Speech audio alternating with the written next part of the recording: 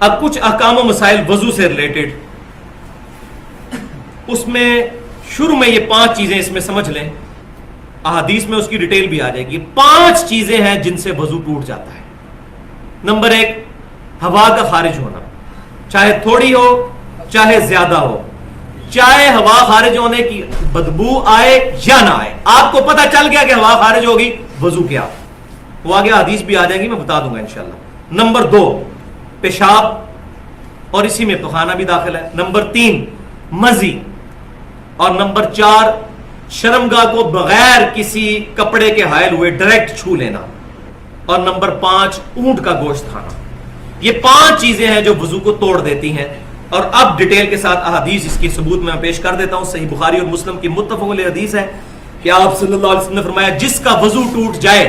جب تک وہ وضو نہ کر لے اس وقت تک اللہ تعالیٰ اس کی نماز قبول نہیں کرتا۔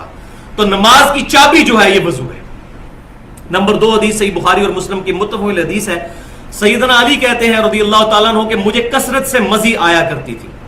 یہ مزی، منی، ودی، یہ ڈیٹیل میں انشاءاللہ اگلی دفعہ غسل کے کانٹیکسٹ میں بتاؤں گا۔ فی الوقت یہی سمجھ لیں کہ غلبہ شہوت کی وجہ سے جو منی کے علاوہ جو قطرات نکلتے ہیں شروع میں، جو شفاف ہوتے ہیں، بلغم کی طرح شکل کے نہیں ہوتے، اس کو مزی کہتے ہیں، اس سے صرف وضو ٹوٹتا ہے، غسل اس سے واجب نہیں ہوتا۔ تو سیدنا علی کہتے ہیں مجھے بہت مزی آیا کرتی تھی، بخاری اور مسلم کی متفق علیہ حدیث ہے، اور میں اس بات سے شرم محسوس کرتا تھا کہ میں حضور سے یہ مسئلہ پوچھوں کیونکہ آپ میرے سسر تھے۔ تو میں نے سیدنا مقداد رضی اللہ تعالیٰ عنہ سے کہا کہ آپ مسئلہ پوچھنے میرے لیے۔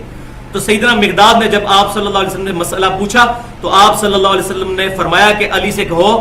کہ جب مزی آئے تو شرمگاہ کو دھو کر وضو کر لیا کرے، غسل کی حاجت نہیں ہے اس میں۔ تیسری حدیث صحیح مسلم میں ہے، یہ کریٹیکل حدیث کہ آپ صلی اللہ علیہ وسلم نے فرمایا، جب بھی تم میں سے کوئی شخص اپنے پیٹ میں گڑبڑ محسوس کرے اور معاملہ اس کے لیے مشتبہ ہو جائے، ایمبیگوس ہو جائے، یعنی بعض اوقات پیٹ میں بھی گڑ گڑ شروع ہو جاتی ہے، ہوا نہیں خارج ہو رہی ہوتی پیٹ کے اندر، تو معاملہ مشتبہ ہو جائے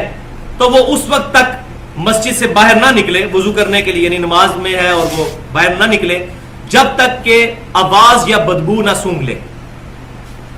تو یہ معاملہ ہے مریض کے لیے جس کے پیٹ کے اندر گڑ گڑ ہو رہی ہے، ظاہر ہے اس سے تو وضو ٹوٹتا بھی نہیں ہے، اس کے لیے ہے کہ جب تک یہ معاملہ ہونا ہو جائے۔ اور یہ ٹیکنیکلی بات ہے کہ جب کسی کا پیٹ خراب ہو اور اس طرح گڑ گڑ ہو رہی ہو، اس وقت جو ہوا خارج ہوتی ہے اس کی بدبو بھی ہوتی ہے۔ عام حالت میں اگر کسی کو یہ یقین ہو گیا کہ میری ذرا سی ہوا بھی خارج ہوئی، چاہے بدبو آئی یا نہ آئی، آواز آئی یا نہ آئی، اس کا وضو ٹوٹ گیا، اب جان بوجھ کے پڑے گا تو نماز کی توہین ہے، دار اسلام سے خارج ہو جائے گا۔ تو یہ مسئلہ سمجھ لیں۔ لہٰذا یہ جو اہل بدعت اہل سنت پر اعتراض کرتے ہیں اصحاب الحدیث پر کہ یہ کہتے ہیں جی آواز نہ آئے تو اس وقت تک وضو ہی نہیں ٹوٹتا، تو یہ نبی صلی اللہ علیہ وسلم کا فرمان ہے، ذرا ایمان کا اپنا خیر منائے، حضور صلی اللہ علیہ وسلم کی حدیث کا مذاق نہ اڑائے، یہ کس کانٹیکسٹ میں وہ سمجھے، یہ بیمار بندے کے لیے جس کے لیے معاملہ ایمبیگوس ہو جائے۔ اور ظاہر ہے پیٹ کے اندر جو پٹاخے چھوٹ رہے ہیں یا پیٹ کے اندر جو گڑ گڑ ہو رہی ہے اس کی وجہ سے وضو تو نہیں ٹوٹتا، یہ بات تو بالکل کلیئر کٹ ہے۔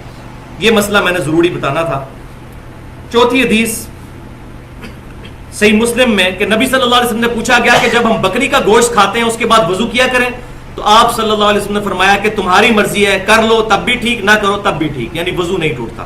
اور پھر پوچھا گیا کہ بتائیے اگر ہم اونٹ کا گوشت کھا لیں، تو فرمایا اونٹ کا گوشت کھاؤ تو وضو کر لیا کرو، یہ اللہ تعالیٰ کی طرف سے حکم ہے، اس کی دلیل کوئی ہو یا نہ ہو، اللہ کی طرف سے حکم ہے۔ پانچویں حدیث جامعہ ترمذی، سنن ابی داؤد اور سنن نسائی اور سنن ابن ماجہ میں ہے کہ آپ صلی اللہ علیہ وسلم نے فرمایا جو شخص بھی اپنی شرمگاہ کو چھو لے تو پھر اپنے وضو کو دوبارہ کرے، اس کا وضو ٹوٹ گیا۔ لہذا وہ جو سنن ابی داؤد کے اندر حدیث ہے وہ بھی حدیث صحیح ہے کہ نبی صلی اللہ علیہ وسلم سے جب پوچھا گیا کہ اگر کوئی شخص اپنی شرمگاہ کو ہاتھ لگا لے تو کیا اس کا وضو ٹوٹ جائے گا، تو آپ صلی اللہ علیہ وسلم نے فرمایا کہ شرمگاہ بھی تمہارے جسم کا ایک ٹکڑا ہے، کوئی حرج نہیں اس میں۔ وہ حدیث منسوخ ہے محدثین کی نظر میں، اور یہ حدیث اس کو یہ ناسخ ہے اس کی کہ جو بندہ شرمگاہ کو ہاتھ لگا لے، ویسے ٹیکنیکلی بھی یہ بات سمجھ آتی ہے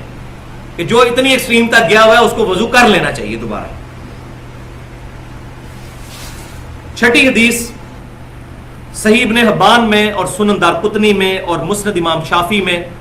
آپ صلی اللہ علیہ وسلم نے فرمایا کہ اگر کوئی شخص اپنی شرمگاہ کو بغیر کسی کپڑے کے حائل ہوئے چھوئے تو وہ وضو کرے، اور اگر کپڑے کے ساتھ چھوئے تو پھر وضو کرنے کی حاجت نہیں. یعنی اگر کسی شخص نے کپڑے کے باہر سے ہی شرمگاہ کو ہاتھ لگا لیا تو اس کا وضو ٹوٹا نہیں ہے پھر.